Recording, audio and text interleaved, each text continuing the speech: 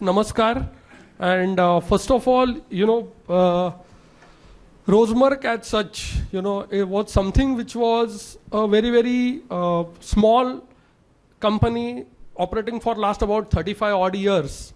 But thanks to Kirti Savla and the people who supported us all throughout, we are able to create something which is having now 12 different companies under our wing, so to say. So we call it with this famous ghazal or the famous Shayari word saying that मैं अकेला चला था जनाबे मंदिर मगर लोग साथ आते गए कारवा बनता गया. So this is our first year of full operations, and as Vaishali has just briefed that we created something which because I am related to stock market, I was with SBI funds, I was with UTI Securities, I was with Bob Capital Markets, SICOM and all that. So I understand the importance of investors being addressed at any point of time. And that is where our theme from day one was. And so we involved, people like Uday Tardaikar sir, Suman Gaisa sir, Sanjeev Latkar sir, because these are the guys who are stalwarts in their field. With Vivek sir, you'll be surprised to know that Vivek sir is a Jet Airways pilot, but what we are trying to do with him is like trying to set up a training institute for pilots. That project is something like worth 100 crores, so we are little bit going slow. Because, raising 100 crore at this juncture, for a small company like ours, means that, we give away the entire equity kind of thing. But at the same time, that project is something which is at a serious stage, and that's what the experience which he brings it on the board. So we created this board, and that this board is now taking things at a different level. Shekhar Menon sir, who has been standing with us all throughout. Having a lawyer on your side, how important it is for all the capital market related things. And that's where, just because he is there, we know we can go and fight with anything, and kuch lafda ho gaya, to we can go and say, sir, sambhal lena types. So the theme what we created all throughout for last 1 year, or rather 16 months, when we are trying to change that, we are trying to involve different people. We are not changing the main crux of what Rosemark was. But yes, we definitely are charting out the path that we want to reach something which is the skies.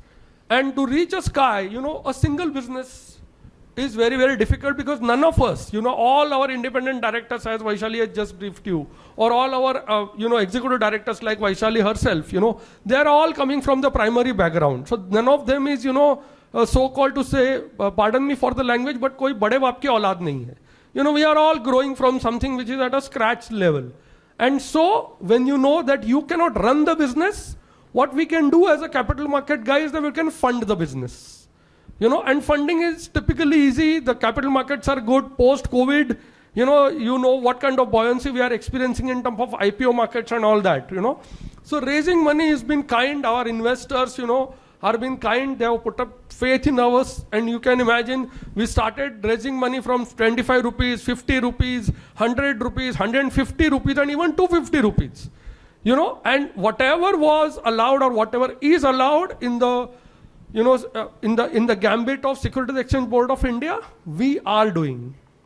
And at the same time, we are taking everybody on board, because this business is of transparency.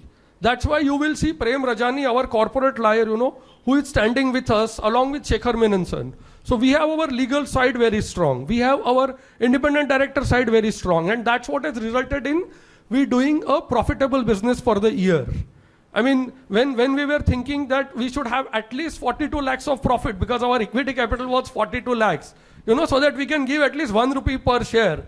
But we realized that we were landing up something less than that, something like 37 lakhs, what Vaishali just briefed you. So we felt very bad. So we consulted all the possible people, including one of my friends from Bombay Stock Exchange, who very nicely told me, Purvesh, your intention to give back is more important. So even if it means you give 1 paise or 10 paise, it's all right. More important is that you want to give it back. No doubt we are a growing company, so we need money. So we cannot give more than what we have. And unless and until you have surplus funds which are operated out of operating profits of the company, you can't give dividend. So both these things we achieved, and I'm very glad that the whole board of directors and the entire team I mean, there is Poonam Mai, there is Manohar Temkar, there is Vijay Gurrat, who are at the ground level also working for 8 o'clock in the night, even 10 o'clock in the night to achieve where we are today. And finally, friends, what is important for all you investors to know are the 12 things which we have done. And these 12 things is not Purvesh Shelatkar. These 12 things is not Vaishali Parkar. These 12 things is not Suman Gaisas sir. These 12 things is not Uday Tardaikar sir. But they themselves are 12 different businessmen. And they themselves are such businessmen that if you provide the right kind of capital and skill set, they already have that skill set, right? Then they can reach sky heights. Dr. Neelam, who will be speaking for herself about the Bhakti World Media Entertainment. I mean, the first thing which touched me was the attempt she was trying to do. And it's not related to only Hindu religion per se, please friends. I mean, we have Guru Bani also, and tomorrow we will have something else also out there. It is more that the reach which we are counting on. I mean, and it all started with Outcry Entertainment Saurabh. I mean, very easy. A young gentleman who actually gave vision to me. Because when I saw this gentleman trying to do, for 7 years I'm watching him. Please note this, friends. 7 years he has been hosting the 31st night most successful and most profitable and most crowd-related event, or most where the maximum crowd comes event in Mumbai at the Hotel Lalit. I mean, to host that kind of event, a revenue of something like 5-6 crore, there are over 5,000-6,000 people out there, average paying 5,000 to 6,000 is not joke. And at a 30-35% PBT or EBITDA level, because there's no debt out there. So 7 years this young boy can do, then why not experience people like us? And that is why, we created this thing with a vision, and right now there are only 12 companies which we are able to tie up in 1 year, and probably another 6 to 8 are in pipeline. But be rest assured, friends, we are technically very, very conjuice people. So, we are only spending that kind of money which is required to, reach that a particular threshold. And yes, we are to be very honest with you, I hate to use this word, but I must say this word, we are for all the poor and needy. We are all for those kind of things which are required for this country. And what is required for this country? Coming from capital markets for last 25-30 years, I can tell you with confidence that whichever government comes, and since it's election time, it's important to note, India will become 5 trillion economy. The question is, it will become within 5 years or 10 years. There is no doubt about whether we will become or not. And just to give you a glimpse why this will happen, on this 1st June 2024, India will be included in JP Morgan's bond index. What does that mean? That bond index, which is mimicking about $215 billion worth of funds, India's allocation is 10%, which means 20 billion US dollars. Please note, 1 billion means 83 rupees, 8,300 crores. We are talking about 1,60,000 crores getting deployed in India. And you know what? This is not going to go to a AAA rated companies. Because I'm in touch with some of the investors who want to invest in this category. This is debt fund, please note. They are BBB plus and A minus companies, where most of the mid and large cap companies are. Which is very, very important for our country, because this money is going to come in our country. This money will be deployed in our country. So which means, irrespective of whoever is government comes, this country will grow to 5 trillion. And if this goes to 5 trillion, then what next? The obvious question is where to invest, right? And a very simple answer. Like my daughter somewhere, she is sitting, Ishwari, right? She is the kid which is representing this generation. My mother, when she expired about 2 years back, right? She was completely computer illiterate. She hated to use a phone. She was okay with that typical MTNL phone, which we used to call it Maro telephone nathi lagto, but she was comfortable with that, right? Whereas my daughter, she's a computer literate, so she has all the iPhones, iPad, Macs of the world, not one. I mean, I just realized a couple of months back only that instead of 2, she has 3 phones. Even I don't have 3 phones, but she has 3 phones, and she is a FYJC Xavier's kid, right? So that's the kind of literacy which this generation is having. Which means what it means economically. Please note, which is very, very significant for any investment, especially in capital markets in this country. One, this generation is not going to look out for buying a house. When my father, he moved out of his joint family, right? His first thing was, he was a bank branch manager to create a house, right? Then me and my brother, we were two of us, right? So our job was to create a house for each one of us, right? Whereas what is my daughter's future? She already has 2 houses. So which means she's not going to invest in house.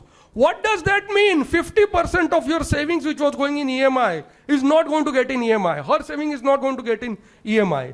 Second thing, I already have 2-3 cars, so she is going to have those cars, which means she doesn't have to purchase even that. So where she will invest? She will invest in what is called a risk capital. And that risk capital is very simple, sir. Friends, you must have heard about this term called Maslow's theory of hierarchy of needs. Right? It starts with necessity and it ends with self-realization. And there are 3 parts of that. Necessity, luxury, and comfort. And these are all entire new generation, which is almost 2 to 3 crore people every year getting added. And that is why India is going to be, for next 30 years, a country which is going to have the youngest population in the world. Average age being about 28. You know how fantastic it is. They are computer literate. They are smart. I can't lie anything to Ishwari. She will immediately go to Google and search and find out I'm lying. And she'll tell me, Baba, khota boltos. So that's the kind of education level they have. Which means where they will spend. Please note, friends. They will not spend on house. They will not spend on vehicles. They will not spend on, but they will definitely spend on the iPhones of the world, right? And they will spend on luxuries. So they want to have 1 or 2 holidays outside India, 1 or 2 holidays inside India. They will be spending more on watching movies. The Netflix of the world will flourish, because that is where their spending will go. And last but not least, I remember when I was very much interested in playing football, my father used to kick me and saying, "Chup chap abhyas kar." But this generation is not like that.